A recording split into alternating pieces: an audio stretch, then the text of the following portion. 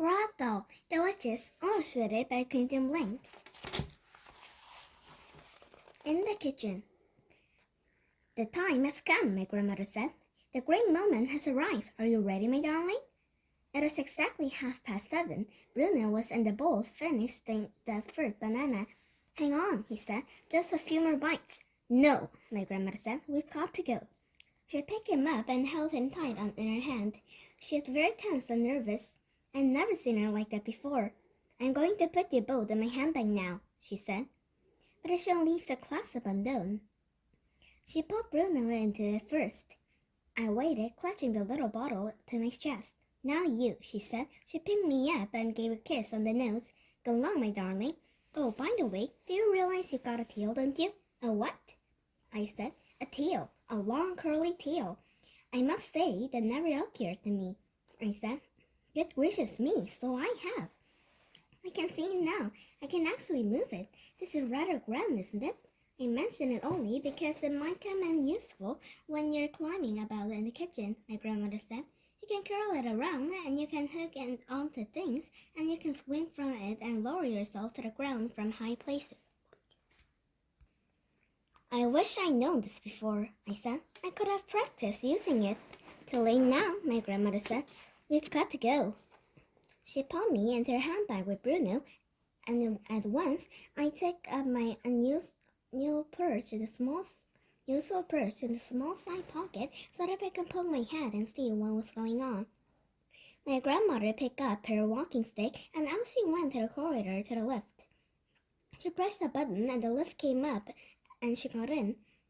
There was no one in there with us. Listen, she said. I won't be able to talk to you much once we are in the dining room. If I do, people will think I'm dotty and talking to myself. The lift reached the ground floor and stopped with a jerk. My grandmother walked out of it and crossed the lobby of the hotel and entered the dining room. It was a huge room with gold decorations on the ceiling and big mirrors around the walls. The regular guests always had their tables reserved for them, and most of them were already in their places and starting to eat their suppers. Waiters were buzzing about all over the place, carrying plates and dishes. Our table was a small one beside the right-hand wall about halfway down the room. My grandmother made her way to it and sat down. Peeping out of the handbag, I could see in every center of the room two long tables that were not yet occupied. Each of them carried a notice fixed onto a sort of silver stick on the notice set, reserved for members of the RSPCC. My grandmother looked toward the long tables but said nothing. She unfolded her napkin and spread it all over the handbags on her lap. Her hand slid under the napkin and took hold of me gently. With the napkin covering me, she lifted me up too close to her face and whispered, I'm about to put you on the floor under the table. The tablecloth reaches so much to the ground so no one will see you. Have you got hold of the bottle? Yes, I whispered back. I'm ready, Grandmama. Just then, a waiter in the black suit came and stood by our table. I could see his legs from under the napkin, and as soon as I heard his voice, I knew he was. His name was William. Good evening, madam, he said to my grandmother. Where's the little gentleman tonight? He's not feeling very well, my grandmother said. He's staying in his room. I'm sorry to hear that, William said. Today there is green pea soup to start with, and for the main course you have a choice for either grilled violin or sole or roast lamb. Pea soup and lamb for me, please, my grandmother said. But don't hurry, William. I'm in no rush tonight. In fact, you can bring me a glass of dry sherry first. Of course, madam, William said, and he went away. My grandmother pretended she had dropped something, and as he bent down, she slid me out from the napkin onto the floor under the table. Go, darling, go, she whispered, and straightened up again. I was on my own now. I stood clasping the little bottle. I knew exactly where the door into the kitchen was. I had to know about halfway around the enormous dining room to reach it. Here it goes, I thought. And like a flash, I scuttled out under the table and made for the wall. I had no intention of going across the dining room floor. It was far too risky. My plan was to cling close to the skirting of the wall all the way around until I reached the kitchen door. I ran. Oh, how I ran!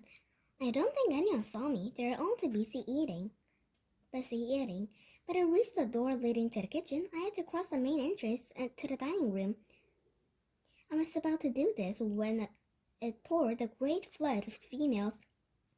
I pressed myself against the wall, clutching the bottle. At first, I saw only their shoes and ankles and of these women who were staring in through the door. But when I glanced up a bit higher, I knew at once who they were. They were the witches coming into the dinner. I waited until they had all passed me by.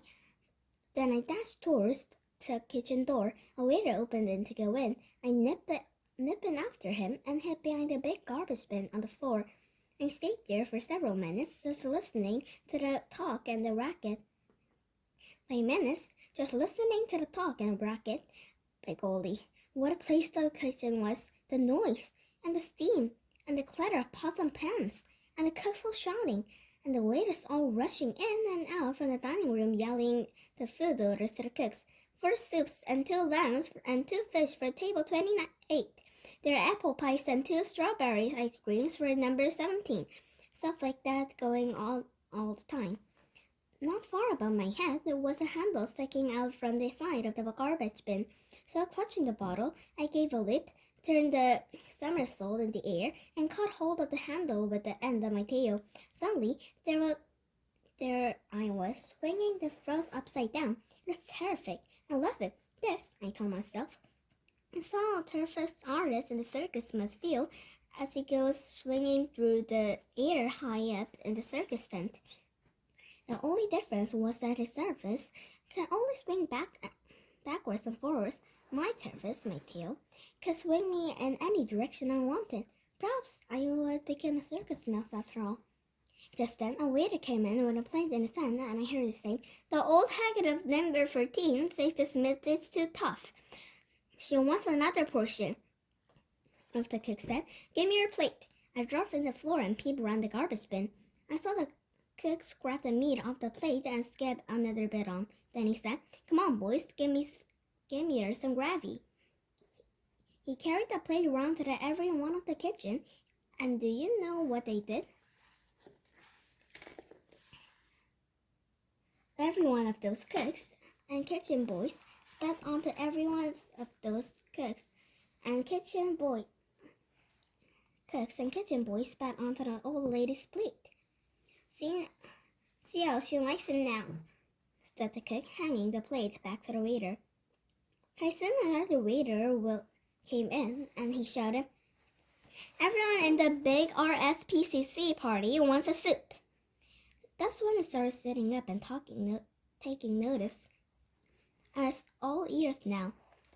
I edged a bit further around the garbage bin so that I could see everything that is going on to the kitchen. A man with a tall white hat who must have been the head chief, shouted, "Put the soup for the big party in the larger silver soup tureen." I saw the head chief place a huge silver basin onto the wooden side bench that ran along the whole length of the kitchen against the opposite wall. Into the silver basin is where the soup is going, I told myself. So that's where the stuff in my little bottle must go as well. I noticed that high up near the ceiling, above the side bench, there was a long shelf crammed with saucepans and frying pans. If I can somehow clamber up onto the shelf, I thought, then I've got it made. It shall be directly above the silver basin. But first, I must somehow get across to the other side of the kitchen and then onto the middle shelf. A great idea came to me. Once again, I jumped up and hooked my tail around the handle of the garbage bin. Then, hanging upside down, I began to swing. Higher and higher I swung. I was remembering the turfist artist in the circus I seen last Easter, and the way he got the turfist swing higher and higher and higher, and then he'll let go and go flying through the air. So just as the right moment, at the top of my swing, I let go with my tail and was soaring clear across the chicken and made a perfect landing on the middle shelf. My golly, I thought, what marvelous things a mouse can do, and I'm only a beginner. No one has seen me. They're all far too busy with their pots and pans. From the middle shelf, I somehow managed to shiny up the little water pipe in the corner, and in no time at all, I was up on the very top shelf, just under the ceiling, among the saucepans and the frying pans. I knew that no one could possibly see me up there.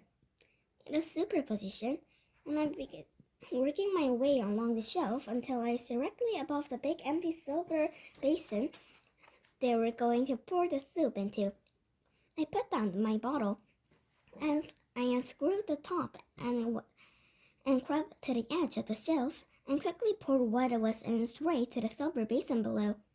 The next moment, one of the cooks came along with a gigantic saucepan of steaming green soup and poured the whole lot into the silver basin. He put the lid on the basin and shouted, "Soup for the big party, all ready to go out." Then a waiter arrived and carried the silver basin away. I've done it. Even if I never got back alive to my grandmother, the witches were still going to get the mouse maker. I left the empty bottle behind the large saucepan and began working my way back along the top shelf. It was much easier to move about without the bottle. I began using my tail more and more. I swung from the handle of one saucepan to the handle and another all the way along the top shelves, while far below me, cooks and waiters were all bustling about. The nettles were steaming and pans were sputtering with pots were boiling. And I thought to myself, oh boy, this is the life. What fun it is to be a mouse doing an exciting job like this. I kept right and swinging. I swung most marvelously from handle to handle, and I was enjoying myself so much that I completely forgot that I was in full view of anyone in the kitchen who might happen to see afterwards.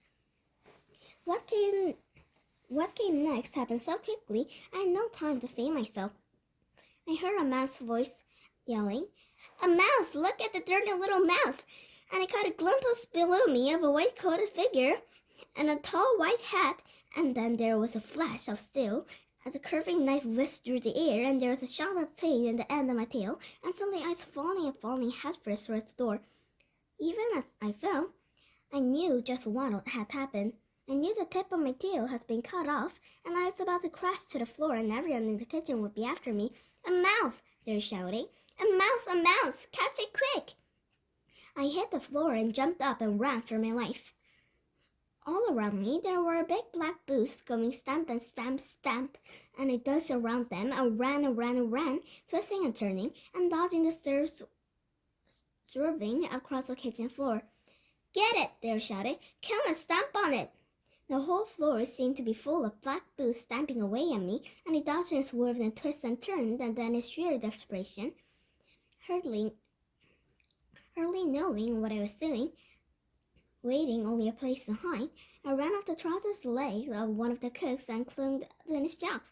"Hey!" the cook shouted. "Jippers creepers! He got up my trousers! Hold on, boys, I'll get in this time!" The man's hands began flapping at the trouser leg, and now I really was going to get smashed if I didn't move quickly. There's only one way to go, and that was up. I dug my little claws into the hairy skin of the man's legs, scuttled upwards, higher and higher, past the calf and past the knee and on to the thumb. "Holy smoke!" the man was yelling. "It's going all the way up. It's going right up to my leg." I heard shrieks and laughter coming from the other cooks, but I can promise you I wasn't laughing myself. I was running for my life. The man's hand was slapping all around me, and he was jumping up and down as though he was standing on high bricks. And I kept climbing, and kept dodging, and very soon I reached trousers and legs, and there was nowhere else to go. "Help, help, help!" the man was screaming. "It's running down at my flying knickers! Get it out! Someone help me to get out!" "Take off your trousers, you silly slope," someone else shouted. "Pull down your pants and we'll soon catch them." I was in the middle of the man's trousers now, in the place where the two trouser legs meet and the zip begins. It was dark and awfully hot in there. I knew I had to keep going.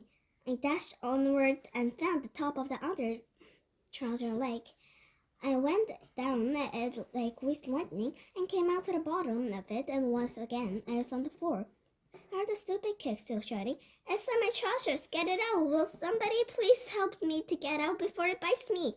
I could have flashing glimpses of the entire kitchen staff crowding round him and laughing their heads off, and nobody saw the big brown mouse as it flew across the floor and dived into the sack of potatoes. I burrowed down in among the dirty potatoes and held my breath. The cook must have started taking off his trousers right off, because now they're shouting, "It's not in there!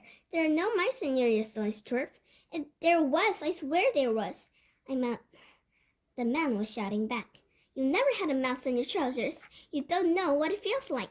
The fact that a tiny little creature like me had caused such a commotion among a bunch of grown-up men gave me a happy feeling. I couldn't help smiling in spite of the pain in my tail. I stayed where I was until I was sure they had forgotten about me. Then I crawled out of the potatoes and consciously pulled my tiny head over the edges of the sack.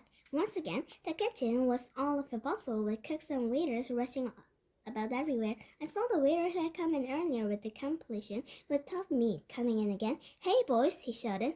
I asked the old hag if the new bit of meat was any better, and she said it was perfectly delicious. She said it was really tasty. I had to get out of the kitchen and back to my grandmother. There is only one way to do this. I must make a dash clear across the floor and out through the door behind one of the waiters. I stayed quite still, watching for my chance. My tail was hurting terribly. I curled around so as to have a look at it. About 2 inches of it were missing, and it was bleeding quite a lot. There's a waiter loading up with a batch of ham and 2 more balanced and each hand and 2 more balanced on each arm. He went towards the door. He pushed it open with his shoulder. I leaped out of the sack of potatoes and went across the kitchen floor and into the dining room like a streak of light, and I didn't stop running until I was underneath my grandmother's table. It was lovely to see my grandmother's feet again in those old-fashioned black shoes with their straps and buttons. I shin off one of her legs and landed on my lap. "Hello, Grandmama," I whispered. "I'm back. I did it. I poured it all into the soup." Her hand came down and sat on me. "Well done, my darling," she whispered back. "Well done, you. They are at this very moment eating this soup." Suddenly, she drew her hand. "You're bleeding," she whispered. "My darling, what's happened to you?" "One of the cuts came on my tail with a carving knife," I whispered back. "It hurts like belly-o." "Let me look at it," she said. She bent her head and examined my tail. "You poor little thing," she whispered. "I'm going to bandage it up with my handkerchief. That'll stop the bleeding." She fished a small lace-edged handkerchief out of her bag.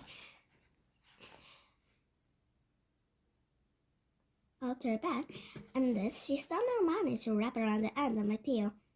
"You'll be all right now," she said. "Just try to forget about it." "Did you really manage to pour a whole bottle into the soup?" "Every drop," I said. "Do you think you could put me where I can watch them?" "Yes," she answered. "My handbag is on your own empty chair beside me. I'm going to pop you in there now, and you can peep out as long as you're careful not to see. Bruno is there as well, but take no notice of him. I gave him a roll to eat, and they're keeping with busy for a while." Her hand closed around me, and I was lifted off her lap and transferred into the handbag. "Hello, Bruno," I said. "This is a great roll," he said, nibbling away in the bottom of the bag. "But I wish there was butter on it." I peered over the top of the handbag. I could see the witches quite clearly sitting in their 2 long tables in the center of the room. They finished their soup now, and the waiters are clearing away the plates. My grandmother had lit up one of her disgusting black cigars and was puffing smoke over everything. All around us was summer holiday guests, and their rather grand hotel was bubbling away and tucking into their suppers. About half of them were old people with walking sticks, but there was also plenty of families with a husband and wife and several children. There all well-to-do people. You had to be if you wanted to stay in the Hotel Magnificent. That's so, Grandmama, I whispered. That's the Grand High Witch. I know, my grandmother whispered back. She's a tiny one in the black sitting at the head of the nearest table. She could kill you, I whispered. She could kill anyone in this room with her white hot sparks. Look out, my grandmother whispered. The waiter's coming. I popped down out of sight, and I heard William saying, Your roast lamb, madam. And which vegetable would you like? Peas or carrots? Carrots, please, my grandmother said, but no potatoes. I heard the carrots being dished out. There was a pause. Then my grandmother's voice was whispering, It's all right, he's gone. I popped my head up again. Surely no one will notice me, my little head sticking out like this? I whispered. No, she answered. I don't suppose they will. My problem is I got to talk to you without moving my lips. You're doing beautifully, I said. I've counted the witches, she said. They aren't nearly as many as you thought. You're just guessing, weren't you? When you said 200? It just seemed like 200, I said. I was wrong too, my grandmother said. I thought there was a lot more witches than this in England. How many there are? I asked. 84, she said. There are 85, I said, but one of them got fried. At that moment, I caught sight of Mr. Jenkins, Bruno's father, heading straight for our table. Look out, Grandmama, I whispered. Here comes Bruno's father. Thanks for listening. Please subscribe me and have a great day. Bye-bye.